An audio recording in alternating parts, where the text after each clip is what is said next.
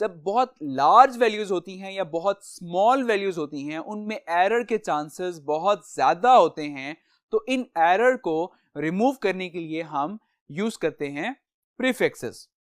अब जैसा कि मैं इस वैल्यू को मैं इस तरह से लिख सकता हूं, 25 मल्टीप्लाई बाय, तो ये 18 जीरोस थे, तो मैंने इसकी जगह लिख दिया 10 raise to the power 18, and it means कि यहां पर 18 जीरोस इस तरह से आ जाएंगे। ओके, अब 10 रेज़ टू द पावर 18 का हमने अभी प्रीफिक्स डिस्कस किया, दैट इज हेक्सा, जिसका सिंबल है ए। तो अब अगर मैं इसको 25 ई लिख दूं, मैं इसकी जगह मैंने क्या लिख दिया, प्रीफिक्स यूज कर लिया, दैट इज हेक्सा, और इसका सिंबल है ई। तो अब आप मुझे बताएं कि कौन सी वैल्यू आसान है, ये वैल्यू या ये वैल्यू। आप इजीली किसको नोट कर सकते हैं? तो नो डाउट 25e जो है it becomes easier than this value. ठीक है, इसको आप इजीली नोट कर सकते हैं। तो प्रीफिक्सेस ने क्या कर दिया, हमारी जो बहुत लार्ज वैल्यू थी उसको सिंप्लीफाई कर दिया, बहुत इजी कर दिया, जिसको अब हम आसानी से नोट कर सकते हैं। क्लियर? अब हम एक एग्जांपल डिस्कस करते हैं बुक की, जिसमें लिखा है कि 20,000 ग्राम्स।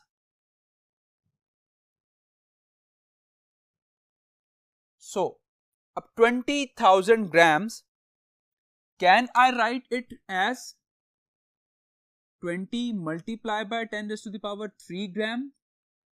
अब बेसिकली अगर हम बात करें कि इस वैल्यू में पॉइंट कहां पर है, तो जब कोई इस तरह की होल नंबर्स हों तो इसमें पॉइंट हमेशा लास्ट पर होता है।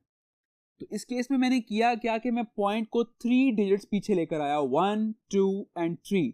तो मैं पॉइंट को इस जगह लेकर आ गया। अब जितने डिजिट्स मैं पॉइंट को पीछे लेकर आऊंगा उतनी 10 की पावर से मैं मल्टीप्लाई कर दूंगा। और अगर हम देखें तो 10 की पावर 3 का प्रीफिक्स क्या है, किलो, जिसको आप के से रिप्रेजेंट करते हैं। तो अब इसकी जगह पर मैं लिख देता हूं 20 और इसकी जगह आ जाएगा kilo and gram as it is. तो ये मैंने यूनिट से पहले मैंने एक प्रीफिक्स लगा दिया and it is called prefixes. Clear? अच्छा, अब इसको मैंने ऐसा क्यों नहीं लिखा, लाइक 20,000 था, पॉइंट यहां पर है, मैं पॉइंट को 4 डिजिट्स पीछे लेकर आता हूं, 1 2 3 4। तो पॉइंट को मैं यहां पर लेकर आ रहा हूं, 2 मल्टीप्लाई बाय, अब 4 डिजिट्स पीछे आया हूं तो 10 की पावर 4 ग्राम आ जाएगा। क्लियर? मैंने इसको इस तरह से क्यों नहीं लिखा? अगर आप देखें 10 की पावर 4, तो क्या मेरे पास 10 की पावर 4 का प्रीफिक्स है? नहीं, मेरे पास 10 की पावर 4 का प्रीफिक्स नहीं है। दैट्स वाई मैं इसको इस तरह से नहीं लिख सकता। ओके, तो जब भी आप कोई वैल्यू को सिंप्लीफाई कर रहे हो, you should must keep in mind कि क्या हमारे पास उसका प्रीफिक्स है। अगर आपके पास प्रीफिक्स है तो आप उसको इजीली कन्वर्ट कर सकते हैं, अगर आपके पास प्रीफिक्स नहीं है देन आप उसको उस वैल्यू में कन्वर्ट नहीं कर सकते। तो अब क्योंकि मेरे पास यहां पर किलो का प्रीफिक्स था तो मैंने इसको 10 की पावर 3 में कन्वर्ट कर दिया और मैंने वहां पर किलो प्रीफिक्स जो है मैंने वहां पर यूज कर लिया। क्लियर? आई होप आपको ये कंसेप्ट समझ आ गया होगा। अब हम कुछ और एग्जांपल्स डिस्कस करते हैं।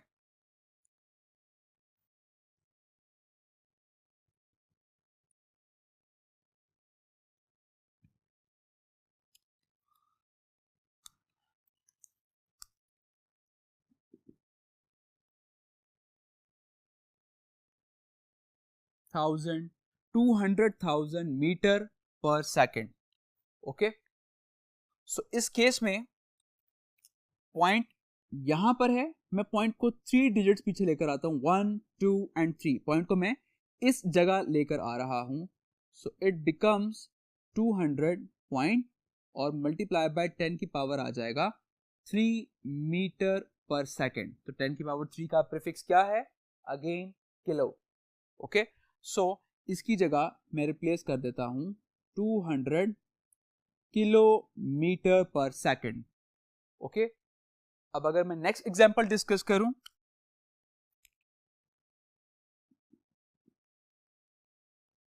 Four 800,000 what. इस केस में भी मैं पॉइंट लास्ट पर है, मैं पॉइंट को 3 डिजिट पीछे लेकर आ रहा हूं, 1 2 3, तो ये हो जाएगा 4800 point multiply by 10⁻³ what. Again 10⁻³ ये प्रीफिक्स है किलो का, तो यहां आ जाएगा 4800 किलो वॉट। क्लियर?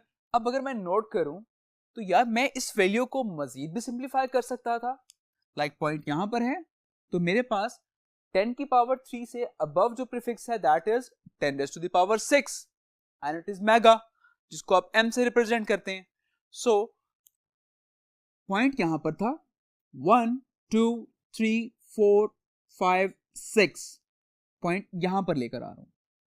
इस केस में मैं पॉइंट को 8 डिजिट्स पीछे लेकर आ गया हूं, तो इस केस में मैं पॉइंट को 6 डिजिट पीछे लेकर आ गया हूं, तो आगे आ जाएगा 10⁻⁶ वॉट एंड इसका जो प्रीफिक्स है वो है मेगा, जिसको आप m से रिप्रेजेंट करते हैं, तो ये हो जाएगा 4.8 mega what. Clear? I hope आपको समझ आ गया होगा कि हमने प्रीफिक्स किस तरह से इस्तेमाल किए हैं। अब मैं क्वेश्चन करता हूं आपसे कि मैंने पॉइंट के बाद 8 लिखा है और पॉइंट के बाद बाकी डिजिट्स भी तो थे 0 0 0 0, मैंने ये सब क्यों नहीं लिखा? बिकॉज पॉइंट के बाद जितने भी जीरोस होते हैं they are valueless, they are worthless, उनकी कोई इंपॉर्टेंस नहीं होती। दैट्स वाई हम, क्योंकि यहां पर 8 जो है that is a non zero digit, ठीक है, इसकी कोई ना कोई वैल्यू है, दैट्स वाई हम इस 8 को यहां पर लिखेंगे, आगे जितने भी जीरोस होंगे वो आप नहीं लिखा करेंगे। क्लियर? आई होप आपको ये समझ आ गया होगा। अब हम एक और एग्जांपल डिस्कस करते हैं।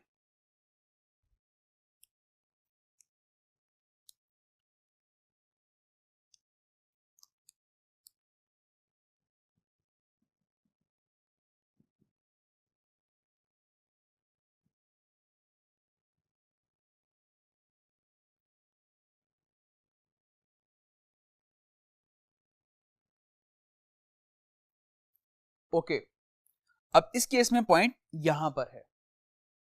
अब मैंने पॉइंट को आगे लेकर जाना है, तो मैं काउंट करता हूं कितने डिजिट्स, 1 2 3 4 5 6, तो मैं 6 डिजिट पॉइंट को आगे लेकर जा रहा हूं। दैट्स मीन मैंने पॉइंट को इस केस में यहां पर लेकर आना है। तो जब मैंने इस जगह लेकर आऊंगा 0.0081, अब मैं 6 डिजिट आगे लेकर आया हूं, तो मैंने 10⁻⁻6 ऐड करूंगा। लास्ट केस अगर हम डिस्कस करें तो यहां पर हम पॉइंट को पीछे लेकर आ रहे थे, तो जब आपका पॉइंट इस तरफ को आएगा, बैकवर्ड को आएगा, तो हमेशा आप जो पावर है वो पॉजिटिव में ऐड करेंगे। क्लियर? मैं ये डायमेंशंस लिख रहा हूं कि अगर आप पॉइंट की डायरेक्शन इस तरफ को होगी तो आपकी पावर हमेशा पॉजिटिव में होगी। क्लियर? और इस जगह हम पॉइंट की डायरेक्शन जो है वो फॉरवर्ड है, जब फॉरवर्ड होगी तो आपकी पावर हमेशा नेगेटिव में आएगी। क्लियर? जब आपका पॉइंट की डायरेक्शन फॉरवर्ड होगी तो हमारे पास पावर किस में आएगी? हमेशा नेगेटिव में आएगी। क्लियर? ये मैं एक बॉक्स ड्रॉ कर रहा हूं, ये कन्वेंशंस हैं, ये आपने याद रखनी है कि जब भी पॉइंट बैकवर्ड होगा तो पावर हमेशा पॉजिटिव होगी, और जब पॉइंट आपका फॉरवर्ड मूव करेगा तब पावर हमेशा नेगेटिव होगी। क्लियर? और सिमिलरली 10⁻⁻6 अगर मैं इसकी प्रीफिक्स की बात करूं तो इसका प्रीफिक्स क्या है, जो कि हम लास्ट बोर्ड पर डिस्कस कर चुके थे, दैट इज माइक्रो, जिसको आप म्यू से रिप्रेजेंट करते हैं। तो इसकी जगह हम लिखेंगे 0.0081 माइक्रो सेकेंड्स। क्लियर? अब अगर मैं नोट करूं तो मैं इसको फर्दर भी सॉल्व कर सकता था, लाइक 1 2 3 4 5 6 7 8, तो यहां तक कितने बन रहे हैं? 8 डिजिट्स। इसमें मल्टीपल क्या आएगा? 10⁻⁻8, तो क्या इसका प्रीफिक्स मेरे पास है? नहीं है। 10⁻⁻6 के बाद मेरे पास कौन सा प्रीफिक्स है? 10⁻⁻9 का। सो मैं 9 डिजिट्स मैंने पॉइंट को आगे लेकर जाना है, 1 2 3 4 5 6 7 8 9, दैट मीन कि 8 के बाद पॉइंट आना चाहिए।